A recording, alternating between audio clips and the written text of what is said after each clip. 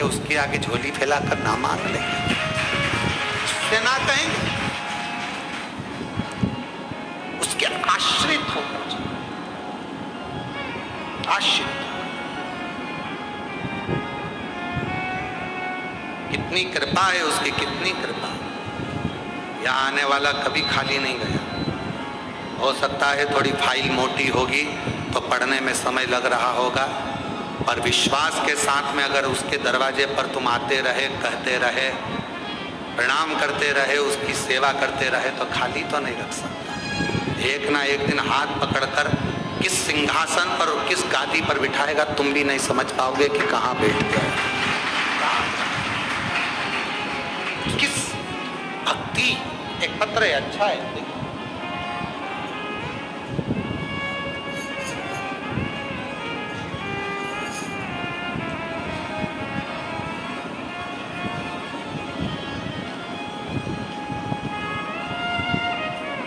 मैं संगीता कुमावत, पति राजू कुमावत, गांव भालोट, जिला मंदसौर की, मध्य प्रदेश की रहने वाली हूँ।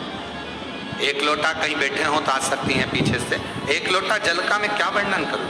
मेरे पति आर्मी में नौकरी करते हैं, उनकी ड्यूटी उधमपुर जम्मू कश्मीर में है और मैं भी उनके साथ वहीं जम्मू कश्मीर में रहती हूँ। गुरुजी, एक दिन अचानक से मेरा बेटा 9 साल का है और वो 9 साल का बेटा जो अगस्त 2024 में उसकी तबीयत इतनी खराब हो गई कि उसे हर 6 घंटे में बुखार आता रहा, सिर दर्द करता। गुरुजी 15 दिन इलाज कराते रहे तब भी कोई आराम नहीं मिला। फिर हम उसे आर्मी के कमान हॉस्पिटल उधमपुर में भर्ती कराया तो भी हॉस्पिटल में 5 दिन से भर्ती रखा तो भी गुरुजी डॉक्टर कुछ पता न कर पाए कि बीमारी क्या है और तबीयत खराब होती जा रही थी।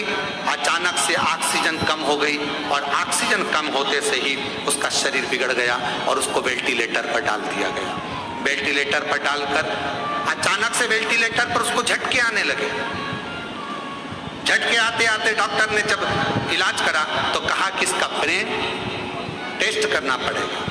मालूम पड़ा कि एमआरआई करा और ब्रेन में बीमारियां बता दी गई, इसलिए इसके झटके आना चालू हो गए और इसको वेंटिलेटर पर डाल दिया। मेरा 9 साल का लड़का वेंटिलेटर पर पड़ा रहा। गुरुजी, हम दोनों पति पत्नी खूब रोते, खूब रोते। बच्चा वेंटिलेटर पर, झटके आ रहे हैं, ब्रेन बेकार बता दिया डॉक्टर ने। करते क्या? आखिरी में डॉक्टर अपना काम करे। हम आपका 9:15 का एक उपाय है आपका जो रात्रि के 9:15 पर करा जाता है। तब हमने आंवले वाला वो उपाय 9:15 का करा और जल लाकर अपने बेटे को डॉक्टर से कहा हमें वेंटिलेटर के पास जान दो, उसके शरीर में लगा लें दो। बच्चे के शरीर पर लगाया, होठों पर लगाया।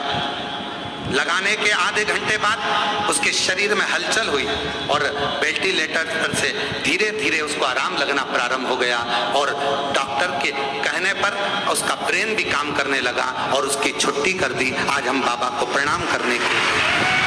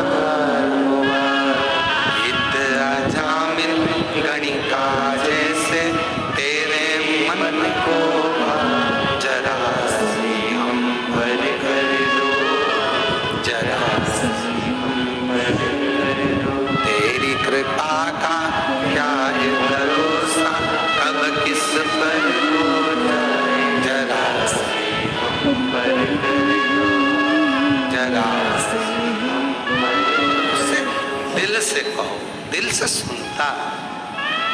ये दुनिया के लोगों के लिए केवल शिव महापुराण की कथा है, केवल कथा।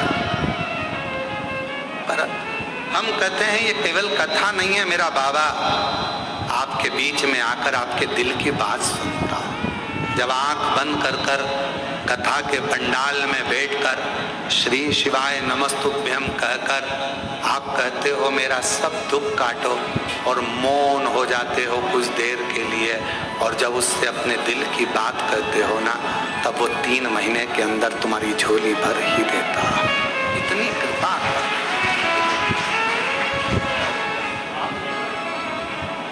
इतनी करुणा। ये कथा तो कल विराम हो जाएगी 25 तारीख को।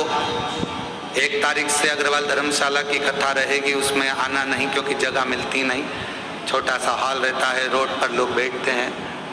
हमारी गादी की कथा है इसलिए वो होती है हर साल, शुरू से होती आ रही है, कई वर्ष निकल गए, 30 साल के लगभग में जो भी क्रम हो गए। वो 7 तारीख तक चलेगी, फिर 9 तारीख से कथा भीलवाड़ा राजस्थान में प्रारंभ हो जाएगी। 7 दिन की राजस्थान वालों को पितृपक्ष में ना जाने कौन सा पुण्य भीलवाड़ा वालों ने करा होगा, जो आसपास के क्षेत्र का कल्याण करने ये कथा हो। मेवाड़ की पवित्र भूमि पर वो कथा हो, मेवाड़ वासियों को आनंद फल देगी। पितृपक्ष की जितनी भी कथा होती है उसमें हम कहते हैं कि अपने साथ एक फोटो अपने पूर्वजों का लेकर बैठा करो गोदी।